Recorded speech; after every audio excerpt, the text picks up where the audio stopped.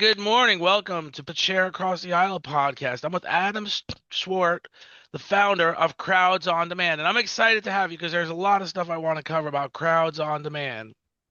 Really, I want you to take the lead, but I'm going to jump in with something. I remember initially, and Crowds on Demand is essentially where you bring together people to campaign for something, essentially, to gather and say, we want this, like individuals lobbying for their own good. So Sure. in lobbyists, they got the term lobbyist because years ago, you used to stand in a lobby in the hallways of Congress and wait on a hearing. Yeah. And then ultimately, they got line standers, which is basically gig work. People would stand in line for them while they were across the street in a restaurant having martinis, and Yeah. then that person standing in line for them would pick up the phone and say, "You're about to get ready to walk in the room," and they would pay them for standing there. So when individuals are able to do their own lobbying, their own crowd forming, and you're the guy organizing these crowds, and like you've said, you've had some great success. This isn't just about random protests. This is about some great success you've had. So I remember in the beginning, and then I'm going to let you take the lead when I say this one little thing. I remember in the beginning, before Trump even became a candidate, the first time he had gathered people around in a conference room, they said he's paying actors. He got his Yeah. staff to go get actors from Broadway, which is not far from his main tower in Manhattan. And I'm like, that's a great idea. What's the issue? Yeah. That's a so Adam, take the lead. Tell us about how how crowds on demand works, and there's Yeah. some Okay. great. Yeah. Yeah. So it's a good story. Basically, you're right that I think the what you're referring to in regards to Trump, and obviously I want to make that clear that that particular claim is disputed by the Trump campaign. However, the reality is that hiring people to set the right context is nothing new and it's nothing shady, right? So it's something, the idea that you, for whatever event you want to do, whatever you're trying to achieve, you want to have the right context, right? If you are going to do an ad for like a one of those canned cocktail drinks, you're not going to have 400-pound guys in their mom's basement. You're going to have bikini girls, right? Why are you going to have bikini girls instead of a 400 pound guy playing video games in his mom's basement? Because you want to set the right context for how your product is displayed. Hiring people to protest or to rally is the same concept. You want to create the right context around the display, right? What if Martin Luther King, in his famous I Have a Dream speech, spoke to three people, right? And said exactly what he said, except with the three people instead of a million people, right? It wouldn't have really had the same resonance, even though his words were beautiful, right? So there's always a need to use the power of people to channel and to effectively kind of advocate, whether it's for your product, you're doing a big product launch. I mean, look at Apple, right? Whenever I'm sure you've seen the videos of their product launches, iPhone, iPad, whatever. There's a ton of people, there's cheering people in the crowd. It's always like this amazing kind of display, right? If there were two people there, it wouldn't have that same pizzazz, right? And Steve Jobs was very um big on making sure that those events when he was the head of Apple looked a certain way for that reason, right? So essentially, the idea of hiring protesters, hiring crowds is the same concept. It's you want to create the right context for whatever you're trying to do. It's not manipulative. It's the idea of saying we want to present what we're doing in the best possible light.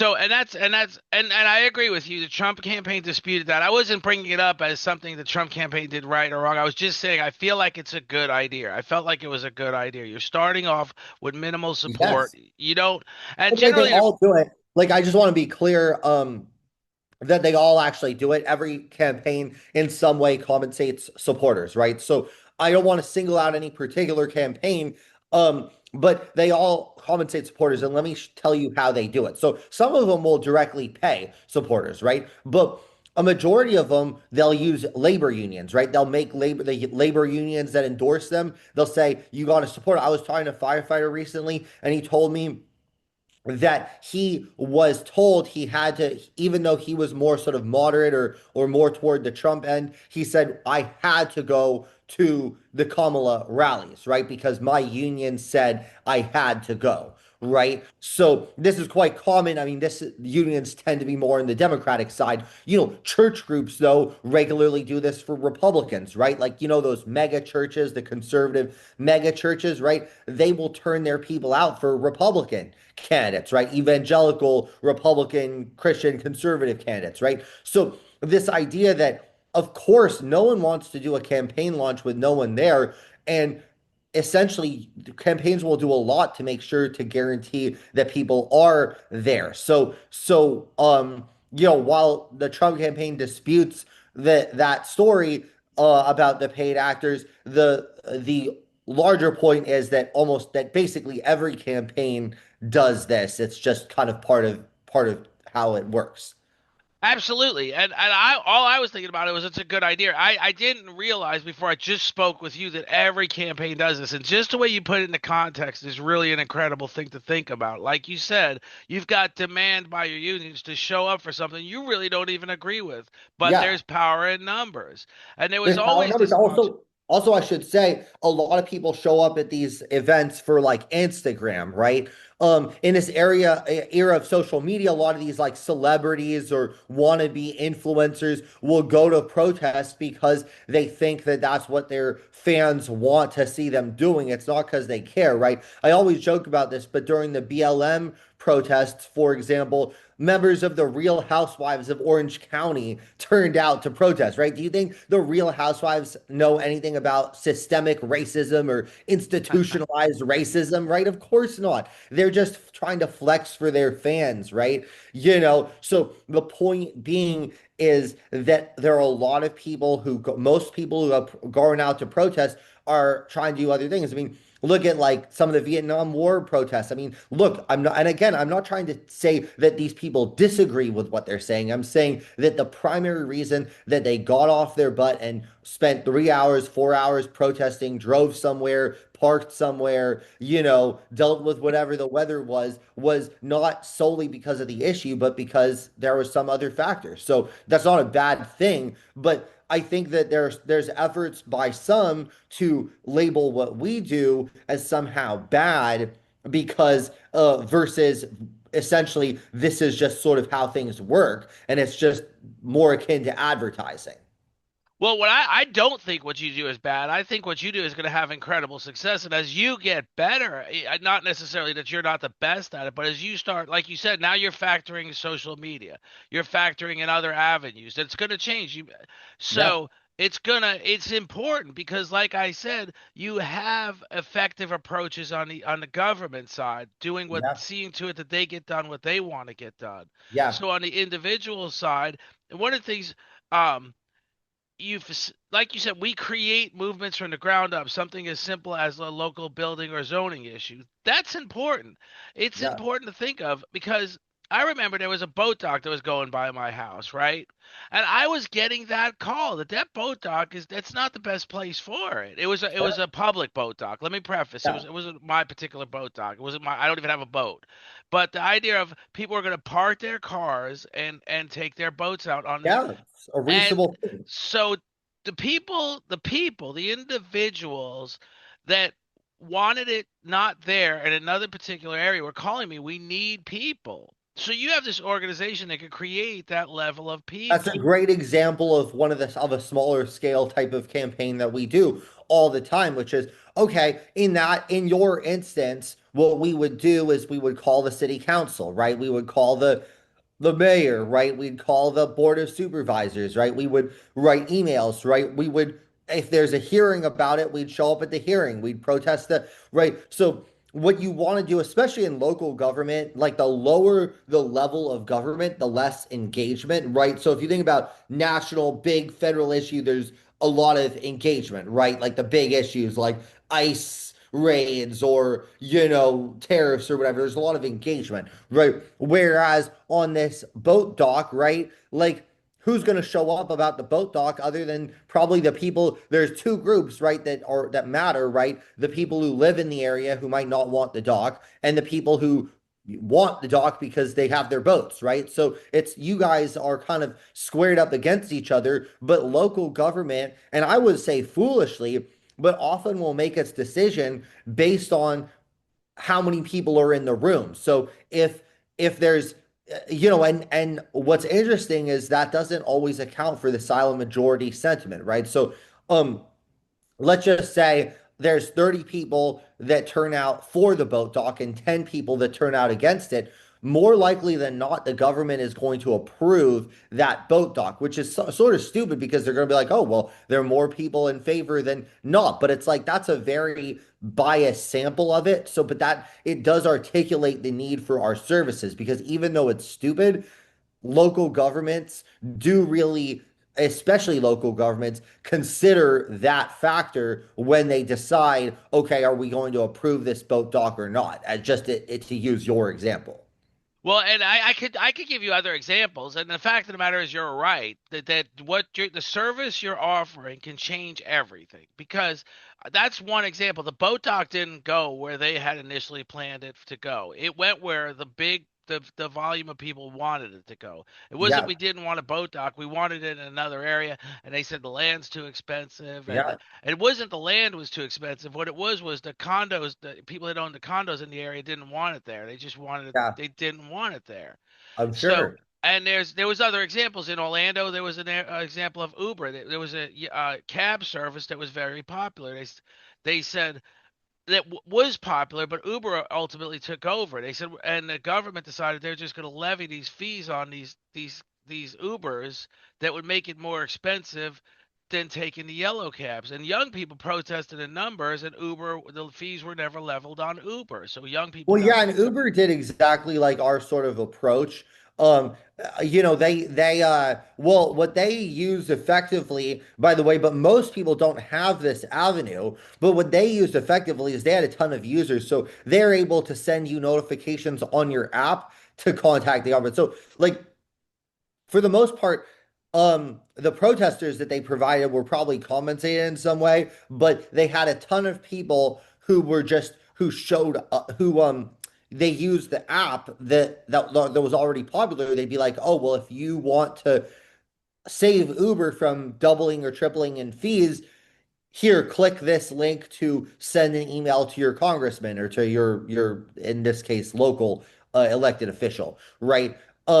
But yeah, like the Uber example, like so many businesses like Uber that did not use like the type of service or do not use our type of approach failed in the cradle because essentially they are regulated to death, right? Because as soon as businesses like that become a success and become a threat to established competitors, you use the example of Yellow Cab, right? That is an established competitor, then they're going to try to the established competitors who have the relationships with the government are going to try to use those relationships to crush the new competitor, right? So that's why there's this need for kind of advocacy services like ours, because if you don't do something out of the box, right, you don't do something very aggressive, very bold, you will find yourself regulated out of business, literally regulated to death, right? As they were it sounds like the people were trying to do in Orlando, but basically all over the country and even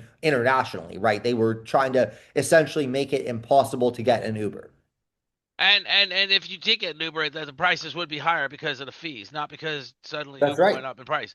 So, and Right. that was the deliberative approach was we want these other guys, but we ultimately I don't know that your organization prevailed, but they Uber won. I mean, they Yeah. are the premier care ride sharing business. They But only are the because they use this sort of services, right? So only because they employed this kind of approach. Now, obviously, not every type of business requires that kind of aggressive approach, but there are, if you're trying to essentially launch a business that's totally different, that is going to, if it's successful, very much hurt your established competitors, then essentially, um, then you need to kind of mount an aggressive advocacy campaign or you will probably be regulated to death, right? And crypto did it. Like we've worked a lot with crypto companies, right? On that because crypto, like if you think about, it's hard to imagine, but like 8, 9, 10 years ago, crypto was at danger of being regulated to death, right?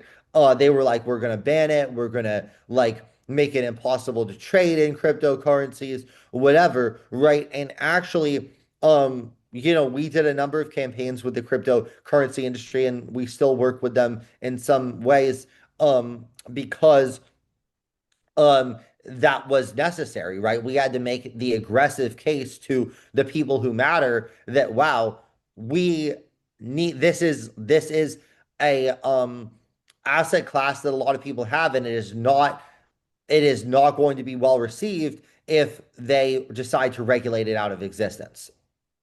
And ultimately you prevailed. Again, crypto has Yes, become a that's way of life. Actually, I joke with people. People what being like a podcast or a political podcast or an overall podcast is people say, you think crypto is going to go away? I say, you know what a key indication is now it's not going to go away? We're starting to see it on campaign websites. You can donate crypto. So yeah. suddenly now politicians are endorsing crypto as before they It's were too big to not. fail, It's probably to too some big to extent. fail now. It's gotten to the point where don't hate the player, love the game. That's not to say that it won't fluctuate in value, but the idea of it It's being like not going away. zero is which I mean, if you look at 8 or 9 years ago, like people, there was a risk that it would just be like completely worthless, right? And in fairness, some coins or whatever have become worthless, but in terms of the big ones, the likelihood that they're going to zero is very, very low. And the likelihood that it's going away is nearly not likely at all. It's not going to Yeah, happen. it's like So saying Apple is going to go to zero, right? Like, is there a possibility? Yeah, but it's very, very low. right, right. So we create movements from the ground up. So I'm going to bring out a point. I read, and I'm going to confirm it with you. I'm not making a statement. I'm asking you a Sure. question that you were Yeah, asked to be a part of the No Kings Day. So let's start there. And you said no, yeah, you sure. thought it would be a dud. Then I'm Yeah, going and to it pose some wasn't. other questions. That was a dud. It was a dud. I know that's controversial to say, but um, I think it was a dud. Not because the sentiment wasn't there, and not because there isn't some legitimacy to what they're saying, but ultimately, all it does, what you need to do is persuade people who are on the fence, right? The ultimate objective of a protest, in my opinion, is the same as an objective of an ad, right?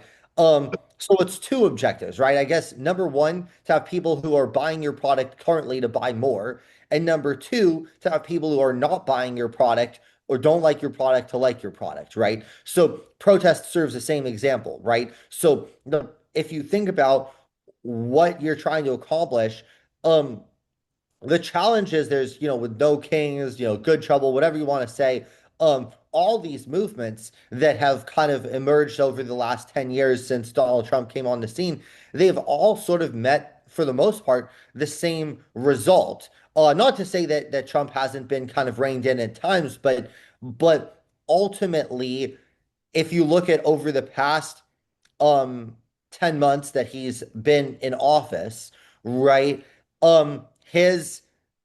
His support has not waned, right? There are no people that I know, and I'm not sure whether there's any that you know that have changed their mind, right? Even the people who voted for him reluctantly, number one.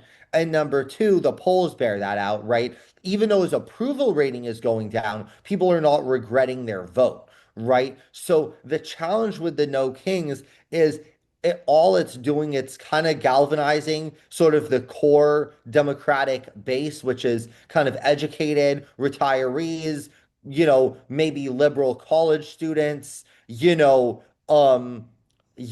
single women, right? Like the sort of the educated women, right? Like the 80+% groups that vote Democrat. But what they need to be doing is making an effort to reach the people who are not voting Democrat, who voted for Trump, right?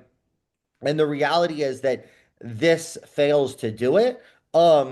And so it's not that I'm like a MAGA stand person in any way. I've actually presented plans to Democrat donors for what can be done for, in my opinion, much more effectively.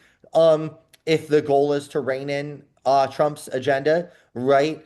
Um, and the reality is that that they have not been as receptive to some of those ideas, which are more out of the box.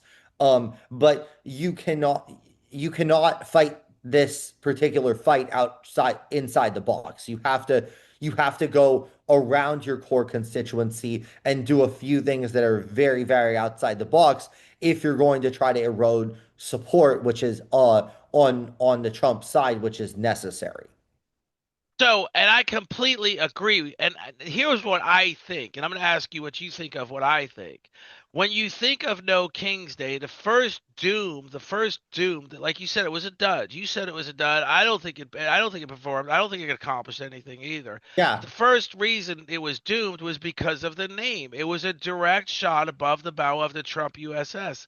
It was about Trump. When in fact, what it was really about was government elitism, was government Yes. overreach. And we never covered that. All Yeah, we and government covered, overreach is something that almost not every American, but I would say 60% of Americans, left and right, but more even on the right, hate the government overreach. And the reality is, Trump has been a big government president, and that has not been emphasized, that has not been exposed enough by his opponents, right? Trump is he tried to say he's small government, he's big government, right? There are agents massed in our cities, right?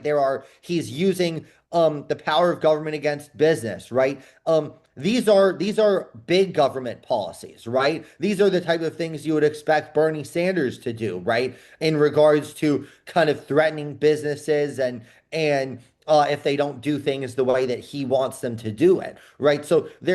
And then ultimately the other thing that has to be emphasized is to exploit is the fact that this hasn't been so much America first, right? He's actually positioning himself much more as an internationalist, which is kind of against the will of his base, right?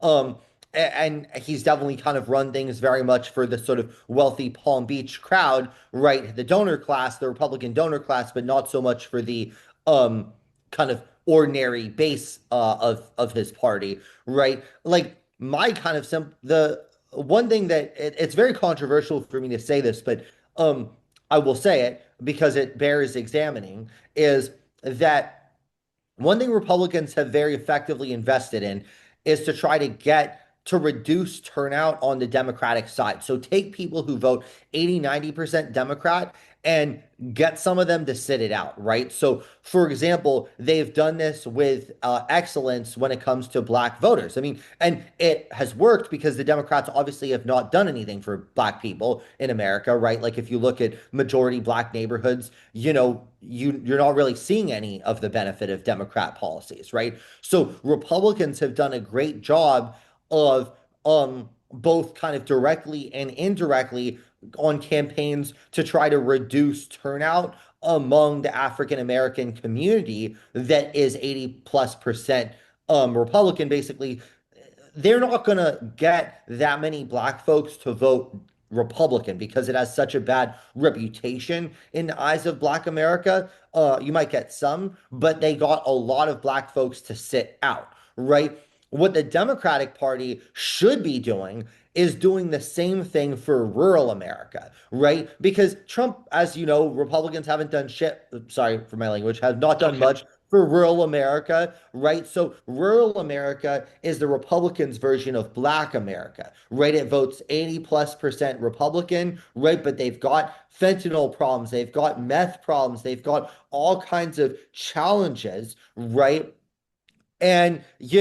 And they're actually being ravaged by the tariffs in particular because agriculture, right, which is an export-based industry, right, has been hurt by the tariffs, right? So Trump's policies have not really benefited rural America, even though 80% of rural America votes for Trump, right? So there could be a really concerted effort. Again, those people are not going to vote for Kamala Harris or Pete Buttigieg or whoever, but they could be incentivized to just sit it out, right? And be like, hey, they're both a pox on both your houses, basically. So that's the reality. Republicans have been willing to invest in that, but Democrats, for whatever reason, maybe ethical reason, as stupid as that sounds, are unwilling to sort of invest in that effort, but that is really the effort that has to be made to try to convince because the Democrats, maybe it's this like naive liberalism. It's like, oh, we have to convince them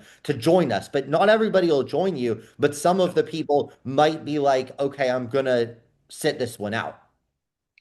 So that's an incredible. So when you think of one thing in particular, if Democrats rely heavily on the black vote to win, Well, yeah, but but if Republicans get a 1% uptick in the black vote, just a 1%, just a small smidgen, it yeah, really gives them an upper hand. yeah, So and when you yeah, think of the approach that they're getting black voters just to sit it out, yes. that's enough of that upper hand, That's enough. Correct. Correct. That's right? the point. I guess that's And that's the point. And Democrats could be doing that for rural America, but they're not, right? They're trying to convince rural America in some cases. In some cases, they're just not even bothering. But instead, the campaign should be trying to sort of say, look, they haven't done anything for rural America. It's not, you don't have to be a Democrat, but you have to see that where's your groceries gone, where is your the jobs gone, where's all of the promises gone, right? So it's the same thing because Democrats in the primary always kind of play to black America and they'll try to promise them all kinds of stuff, but then you go on the streets of a black neighborhood, you don't see any of that, right? You don't see any of those benefits, right? And it's the same thing with rural America. Republicans pander to rural America, but ultimately you go to rural America, like go drive anywhere in rural America, like the more rural you get, if you see a gleaming, shining building, guess what that is? It's most likely a hospital. Um, so they have these beautiful hospitals, and it's like funded, by the fact that Republican policies have allowed OxyContin in the rural America, right? And all of that stuff. And Democrats too, but the reality is that ultimately politicians should be judged on the net result, right? The net result in black America is failure, right? The net result in rural America is failure. So why, if the policy is, if your government has failed you, why do you keep voting the people in who keep failing you? So that's kind of my argument to both rural America and Black America to just sit it out. Black America shouldn't be voting Democrat, rural America shouldn't be voting Republican. that's a great point. We don't want voters sitting it out. We do want voters voting, but we want them to vote for something substantive. And that's something Donald Trump, whether it's substantive and it works for you or substantive if it doesn't work for you, he Yes. tends to do what he says he's going to do. So let's just take, for example, closing the Department of Education. Like you said, he is a big government guy. But Yeah. the antics is that he's closing government agencies, and one Yes. is a very popular government agency of education. He said he was going to do it. He did it. Uh, when Ronald Reagan said he was going to do it, it grew in size and scope over his 8 years Yeah. as president. Yes. So he's the guy, and then the people are looking at him like he is the guy that's shutting down, that is closed, that's limiting government. When in fact, just for a simple fact of the matter, the only president, the only administration that reduced government employment was the Bill Clinton administration. They Yes. reduced Yes. government Thank by you. 110,000 employees, and it was spearheaded by Al Gore. That effort was definitely his effort. He came to Yes. he, and so That's and very when you smart. yeah, absolutely. And when you think of some of the things like you said, like so, at one point in time, I ran for office. I ran for Congress, and I ran against a guy who is literally, and I'm not saying it's a black neighborhood, but it is predominantly a black neighborhood. I saw a video of him walking through this neighborhood, talking about how he's going to be the first congressman to send somebody to Mars. And like, first of all, congressmen don't send people to Mars. NASA sends Yes. people to Mars. Second of all, if you even are one vote for the funding of it all, these people just don't care. But No. this is what they do. They create, especially Democrats, they create this segue to nowhere. And then they wonder why they lose. People are telling me Donald Trump won big. He won all seven swing states. I say he didn't win big. He won marginally in all seven Yeah. swing states. Marginally. Marginally. The He took fact of the matter landslide. is, Yeah. the fact of the matter is, when you have a Democrat and a Republican, you're going to get to 240, both of you. How do you get to 270 to swing states? He did win all seven swing states, but like you said, some of it was people sitting out the vote.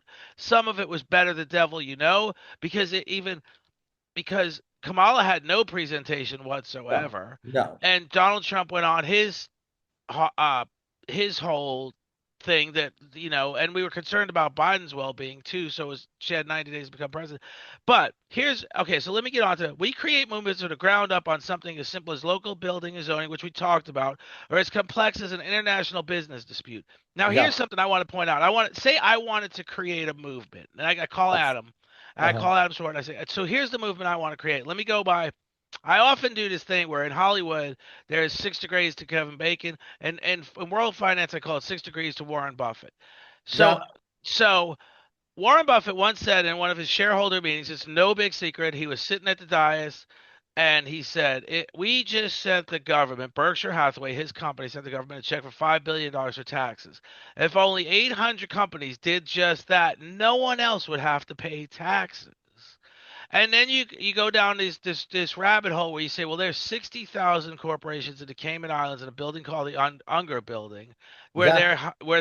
they're forming corporations to avoid taxes. So I want to start a movement. Say Jeff picks up the phone and says, Adam, I want to start a movement. I want to create a lobbyist, a protest group that says we want corporate America to pay their fair share of taxes. Well, yeah, and I love the way that you presented it, which is actually it's just their fair share, not increase taxes, but pay what they already owe because they're using the loopholes, right? I mean, now this is actually exactly the kind of campaign that would require our kind of approach. You know why? Because all these companies have already bought off all of Congress. So you would need to create enough of an effort because so the reality is what you would need in order for a campaign like that. And by the way, you could spend a lot of money on this campaign and still not have it work because like what you're talking about is probably one of the hardest campaigns to ever run. You know why? Because these companies have that you're talking about, which is all of the major companies, all the biggest companies in America have basically bought off Congress through their trade groups. They've not I mean, when you think of buying off Congress, what's kind of funny is you think of like a briefcase full of cash. These industries have actually done far more than that. They've created a whole infrastructure, right, that essentially um they write their own laws, they write their own regulations, they recycle congressmen who are become board members, right, become executives at these companies. So you're this is like what you're talking about is the ultimate uphill battle because you would need to create enough pressure and make life miserable enough for these Congress people that they're willing to essentially buck their corporate sponsors. So this is probably one of the hardest things you could ever do because of that fact, right? So what you'd have to do is try to get a coalition, probably mixed, right? You'd probably have to get a coalition of sort of government skeptic Republicans, right, on the right, and progressive Democrats on the left, right, and hope that that's enough. Plus, you'd have to essentially yell and scream and outfit the leadership because remember, the leadership is the one that even allows things to get voted on, right? Because they have so many procedural tools, right? So you'd have to put a lot of pressure on these committee chairs, right? And these committee chairs have a ton of power and they're like probably the most bought off ones of all of them, right? So yeah, I mean, what you're describing is like one of the toughest campaigns you could ever run. What you'd want to do is create what you have to do in order to make this succeed is to create movements in each district of each congressperson, right? So that they're not just seeing it in Washington, D.C., they're seeing it at home. They're seeing it at their district office. They're seeing it at their events, right? There are protesters outside. It would have to be to that level if you would even want to have a chance of success. Well, so For what's what so you're talking about. interesting So what's so interesting is you just talked about the loopholes, right? So I'm going to point out something, and I'm sure you know this. When Obama was president, there was a thing called tax extenders, right?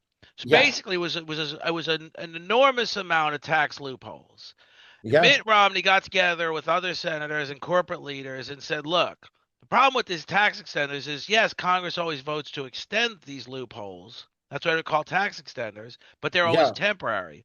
And our CEOs, the people that are paying us, that are donating to our campaigns, that are donating to our efforts, are telling us we can't plan the future with temporary tax cuts. Whether we know for sure you're going to extend them or not, we never know for sure. Right. So Obama and Congress made those another series of tax loopholes permanent. They were meant to Yeah. be temporary, just to give Well, those I think, companies. and what's kind of interesting on that, which is kind of a policy question, again, it kind of this is something we've advocated around, is that large companies, because you think of business, right? You own a business.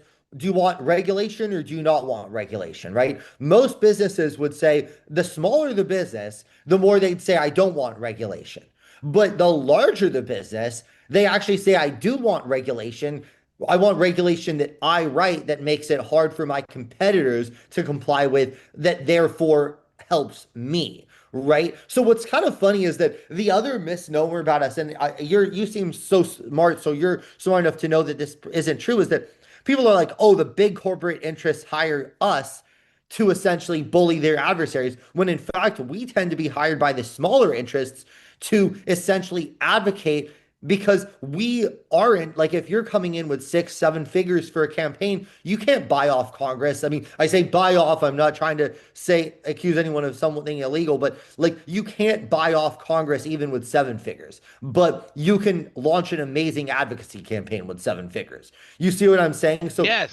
you keep in mind about big tech, big pharma, big defense, right? These guys have essentially invested billions of dollars in their relationship with Congress, right? When a giant defense contractor puts a a multi-billion dollar plant in the district of a key congressman, that is essentially a pay to play operation, right? You see what I'm saying? So you're competing. So what you have to understand is when you're fighting the large interests, you're competing against that, right? So you need to create enough interest and enough vigor that you can convince the guy who now has 10,000 jobs in his district from this big interest that he should defy that company. Do you see what I'm saying?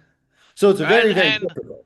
and it would be like you said, it's like it would be virtually. I guess you could say it would be virtually impossible. But the reality is, when you Well, it's talk not about ten, impossible, but it requires a lot of work. And the more entrenched the interest is, but there are certain industries that I think are primed because they are so despised. So even though they've bought off Congress, they're so despised that you could create a coalition to oppose them, like pharma, big tech, etc., because they are so loathed. So the thing is that what you need to do is capitalize and build advocacy campaigns that tap into the public sentiment and essentially create enough of a public sentiment that you can override those investments that these big corporate interests have essentially made. But it's not easy. So what you're talking about is sort of like, that's like the big boss, right? When you're talking about eliminating tax loopholes for the Fortune 500 or the top 20, 30 companies in America, like you're talking about an extraordinarily difficult task, yeah. right?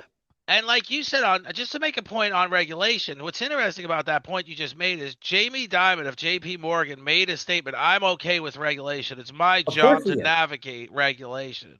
And he was Well, talking and about he has a team of probably hundreds of people. He has a compliance department at JP Morgan Chase that will look at all of these regulations. And by the way, there's no surprise regulation for Jamie Dimon. His people write the right. regulations. He has his people So write him, and he was making that statement during the banking crisis, and ultimately the big banks crushed all the yeah, he little has his banks. correct. So correct. There's community banking is practically dead, right? I mean, it's not dead, but it's It close to was dead. crushed. Because they could not compete with the compliance requirements, so Chase can essentially, and B of A and Wells Fargo and all these people. I mean, Wells Fargo, like if you really think about how like amazing it is, Wells Fargo essentially defrauded its customers and is still in existence, right? They openly defrauded, like they engaged in basically criminal activity, right? Like with the fake accounts, and they're still alive and kicking. Isn't that like freaking hilarious? Like. And that's a funny thing because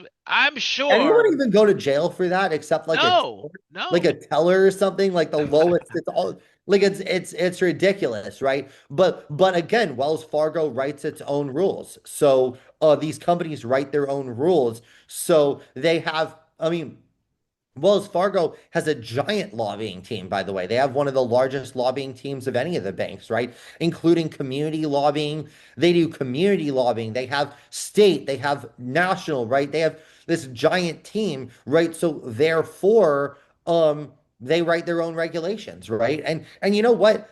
They're doing, I'm not like morally judging them. They're doing exactly what they should be doing as fiduciaries, right? The question is that like if you're the head of JP Morgan or the head of Wells Fargo, you should be doing those things, right? You should be hiring a lot of lobbyists because, by the way, and not to put a too fine a point on the importance of advocacy services, but they've actually said of all of the things that companies invest in, governmental advocacy actually has the highest rate of return among almost any other things that companies invest in. So, like, I'm not criticizing them for investing it. I think it's great. I mean, of course they should be doing it. The question is that what I'm trying to illustrate to you is when you're talking about building these movements to take on sort of the largest interests in the country, which we have done, right, including the social media companies in the past, right, that what you have to do is this is like an immensely uphill battle.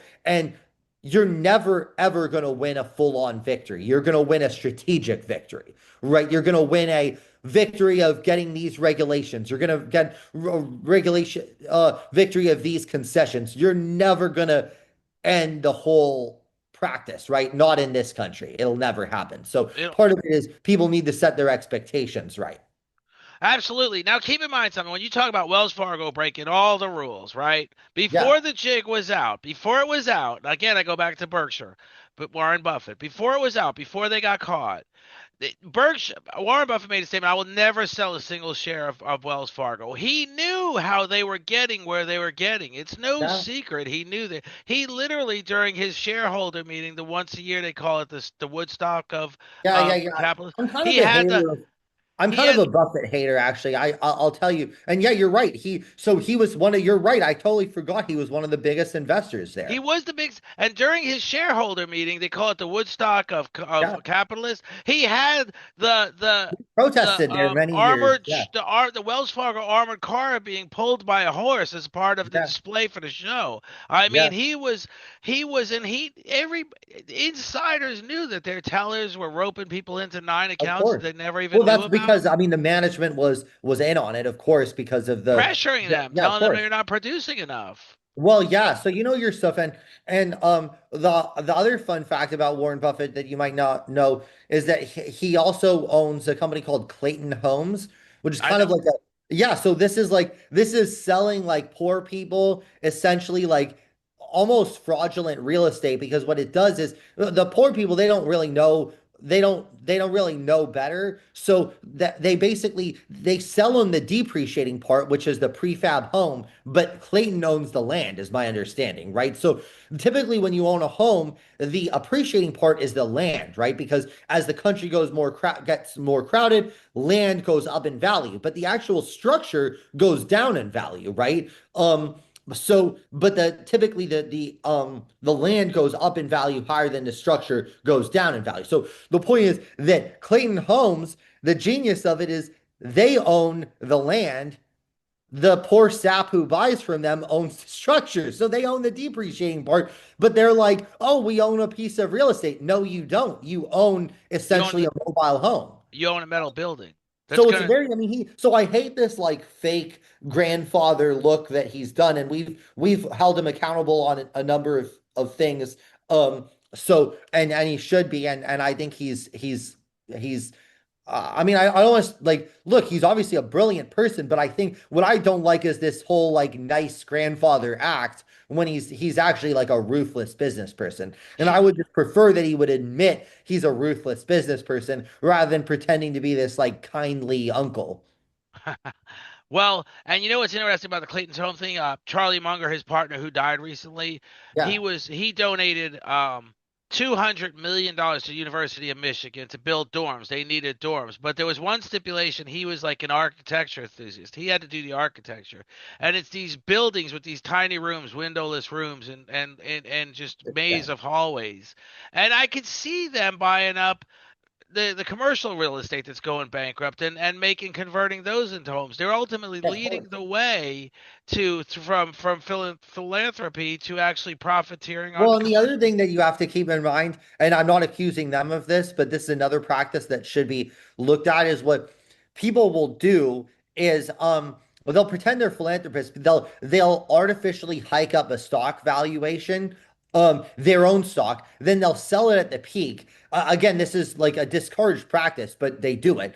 Um, they'll sell it at the peak, but they won't sell it for themselves. They'll sell it and donate it to the charitable foundation, right? So they'll sell it when it's like, let's just say three times what it's actually worth, right? So this doesn't work in like a big cap stock, but it works in a small cap stock. So then what they'll do is they'll sell it for three times what it's worth, put it in their philanthropy foundation, but then they'll take a giant tax break from it that is like three times as big. So it's actually like but they're like, oh well, they never profited from it, but they actually did in the form of the tax In the break. You form see of what the I'm tax saying? break. They profited Um, more than they would have actually owning the stock. that's correct. So this is like a quite common tactic, especially in smaller cap companies that people will do. Um, and it's quite shady. And of course, yeah, but I'm not trying to accuse Buffett or Munger of doing that, but a lot of these guys do this stuff, you know. Not necessarily them. We don't know who does it or doesn't No, do it. We but don't but know, it's but but a lot of these people who are what they call market movers, right? Because like if I sell a share of stock, it doesn't matter. Nobody cares if I sell a share of stock or you do. But people like that who are market movers, right?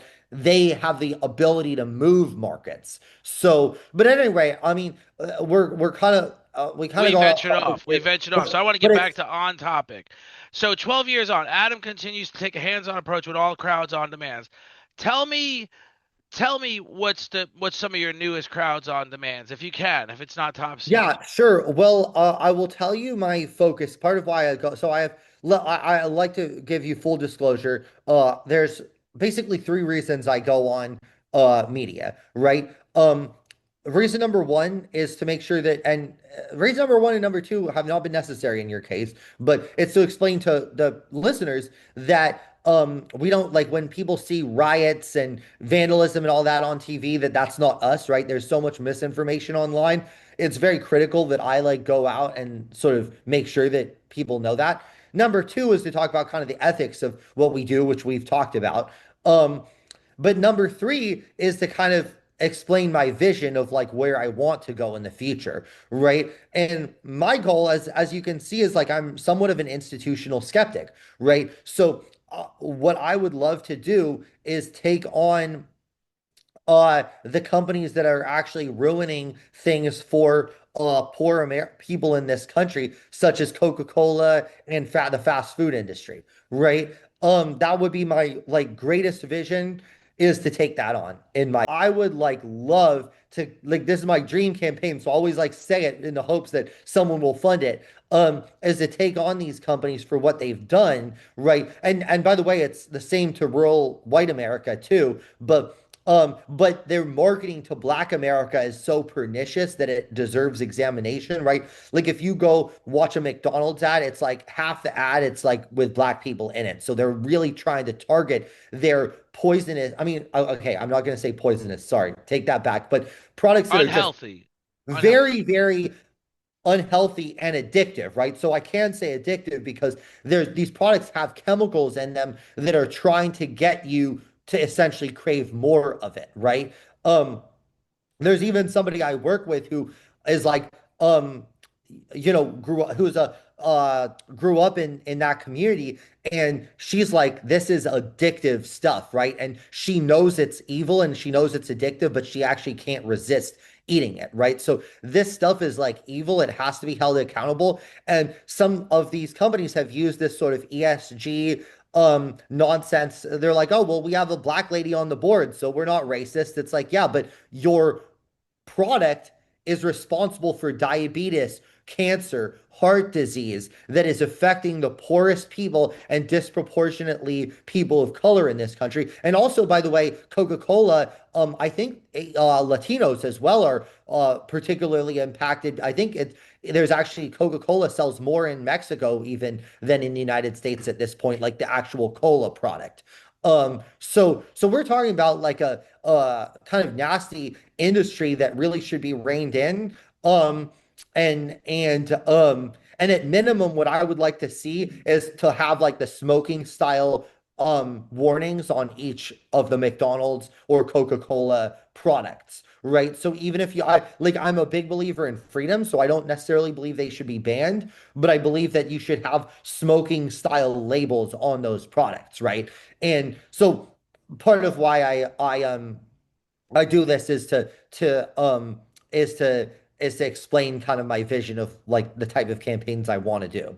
And ultimately, you will be doing them. How long have you been doing crowds on demand? 13 years. 13 years, and it's grown every year, right? You're Almost every year. Not so so what's interesting is we've always grown in volume of requests every year by big time. But where I'm trying to go now is to take on a smaller number of bigger campaigns rather than a larger number of smaller campaigns, right? Now, part of it is I'm a business person, it's as the market dictates, but like kind of to leave it on this, and it's kind of advice or maybe not advice to other people who are small business owners. When I started, I would take any campaign that came to us, right? Doesn't matter if I agreed with it or disagreed with it, right? If they'd pay the bills, right? I'll take your business, right? As I've gotten older, I've become a bit more selective about what types of campaigns I want to take on. Number one, I want them to be effective. Number two, I want them to be common sense values, right? Number three, I don't want them to be bullying, right? Like I don't like punching down. I mean, metaphorically, um, I like to like focus on protesting CEOs, congressmen, leaders, right? I don't want to be like protesting somebody who's just like a teacher or like something like that, someone who's not powerful because I feel like that's mean-spirited, right? And the karma will catch up to me. Um so um so whereas we've always had the opportunity to grow bigger and bigger, in the past couple of years, my bigger focus is being more strategic on what we take on. So it's not just growth for growth's sake. So yes, for the first 10 years, we just got bigger and bigger and bigger, but now I feel like my focus is more on strategic. What do we actually want to do? and that's definitely your call at this point, right? You're still a hands-on guy in the That's office. correct. That's Yeah. correct. Yep. It's my call. And it like there's more to life than just grubbing for money. You know what I mean? And obviously, like I'm a business person, I'm trying to get money, but like there's more to life than just taking on anything. Um, because it will ultimately catch up to you both karmically, but also business wise if you take on sort of nasty sort of things. And I've even found that that's happened in the past where when I've taken on campaigns that I've had moral qualms with, it's always been more of a pain in the butt in the long term. So I'll put it that way. So I'd rather be You've strategic. learned your lesson. Yeah, I'd rather be strategic, just a bit more strategic about sort of the risk that we're willing to take and the type of campaigns we're willing to take, and it'll save so much pain later on. So that's kind of where I'm going in the future. But I would love to, like as we're talking about 5 or 10 years in the future, focus on that type of campaign where it's like super focused on large scale impact, right? Social media, taking on social media and taking on fast food would be like the two greatest callings in life to me. If I could rein in those industries, I've already done campaigns around social media, but it's primed for another one. And fast food, right? If we could take on those industries and rein them in, like we would make our country like such a better place. Oh yeah, I'm gonna leave it with this, or I'm gonna let you Yeah. finalize the conversation. But I'm gonna say something again. I'm gonna go back to Warren Buffett. I watched him one time go to a schoolroom, a classroom, and he told the kids, "Imagine if I offered you any car you could have, any car, a Bugatti, a Lamborghini, all the bells Yeah. and whistles. Write it down on paper. You have it in your driveway in the morning." And they, Yeah. and he said, "Well, you only get one body and one mind, so take care of that." So when you talk about challenging social media and you talk about challenging fast food, that's really the core of where we exist today. Is we need to start Correct. taking care of our bodies and our minds. And I was just Yeah. reading about you that you actually do mountain running. I was Yes. just reading that, and I'm like, that's the kind of things kids should be focused on and still be. I don't know. You're probably at 30, right? Oh, yeah, that's right. Yeah, 34. 34, and you're still Thank you. doing I'll these take it. things. I'll take the 10% cut.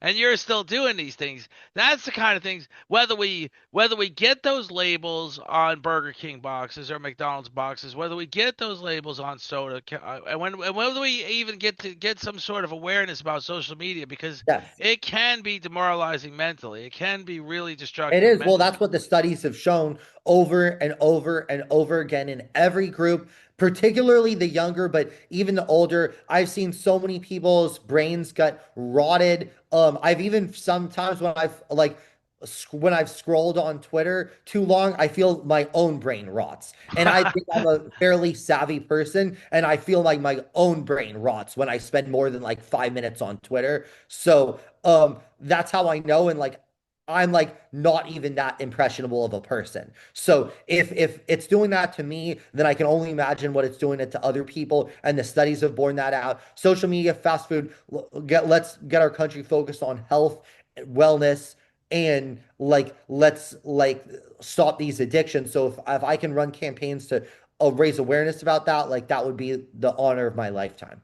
That would be a beautiful honor. I like the idea of also getting people more aware of what's going on in Congress about the tax laws and stuff like that, Yes, so people should be they can aware. start arguing. That's So even harder.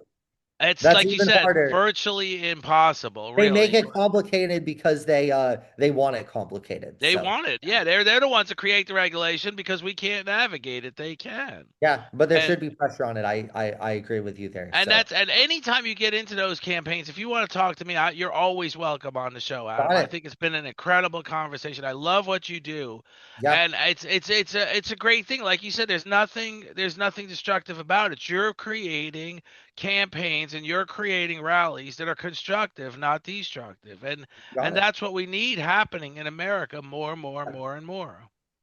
Yes, sir. Yeah. And I so appreciate the chance to speak with you and your listeners. So feel free to check us out, crowdsondemand.com.